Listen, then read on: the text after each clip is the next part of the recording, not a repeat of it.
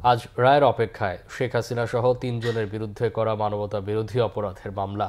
প্রায় ৯,০০০ পৃষ্ঠার তদন্ত প্রতিবেদন, শেখ হাসিনার পক্ষে রাষ্ট্রনিযুক্ত আইনজীবী, ২৮ দিনে ৫৪ জনের সাক্ষ্য, ট্রাইব্যুনালের প্রথম রাজসাক্ষী আর এজলাস থেকে বিচার কার্যক্রম সরাসরি সম্প্রচার।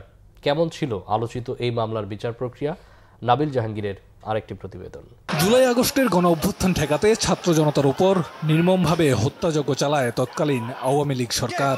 ৫ আগস্ট আওয়ামী লীগের পতনের পর ২০২৪-এর ১৪ অক্টোবর থেকে দলটির প্রধান শেখ হাসিনা, সাবেক স্বরাষ্ট্রমন্ত্রী আসাদুজ্জামান খান কামাল ও সাবেক আইজিপি আব্দুল্লাহ আল মামুনের বিরুদ্ধে তদন্ত শুরু করে আন্তর্জাতিক অপরাধ ট্রাইব্যুনালের তদন্ত সংস্থা।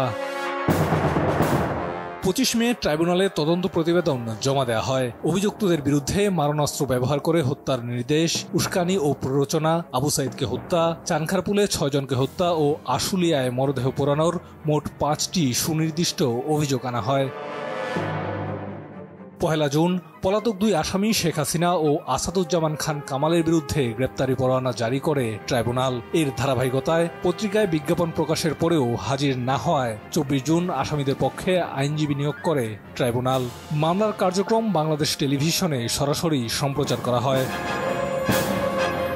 ১০ জুলাই অভিযোগ আমলে নিয়ে আনুষ্ঠানিক বিচার শুরুর আদেশ দেয় ট্রাইব্যুনাল। এদিন সাবেক আইজিপি চৌধুরী আব্দুল্লাহ আল মামুন তার অপরাধের দায় স্বীকার করে রাজসাক্ষী হওয়ার ইচ্ছা পোষণ করেন। ৪ আগস্ট থেকে এই মামলার সাক্ষ্য গ্রহণ শুরু হয়। ২৮ কার্যদিবসে রাজসাক্ষী সহ মোট ৫৪ জনের সাক্ষ্য গ্রহণ ও আসামিপক্ষের জেরা সম্পন্ন হয়। সাক্ষীদের মধ্যে স্থানীয় সরকার উপদেষ্টা ও ছাত্র আন্দোলনের সাবেক সমন্বয়ক আসিফ মাহমুদ, এনসিপির আহ্বায়ক এবং সাবেক সমন্বয়ক নাহিদ ইসলাম ও আমার দেশ সম্পাদক মাহমুদুর রহমানও ছিলেন।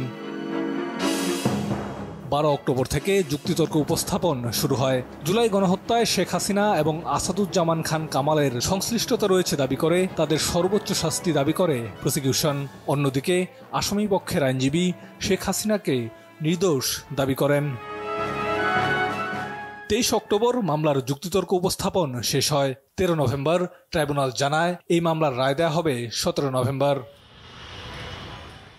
নাবিল জাহাঙ্গীর, বাংলা ভিশন, ঢাকা।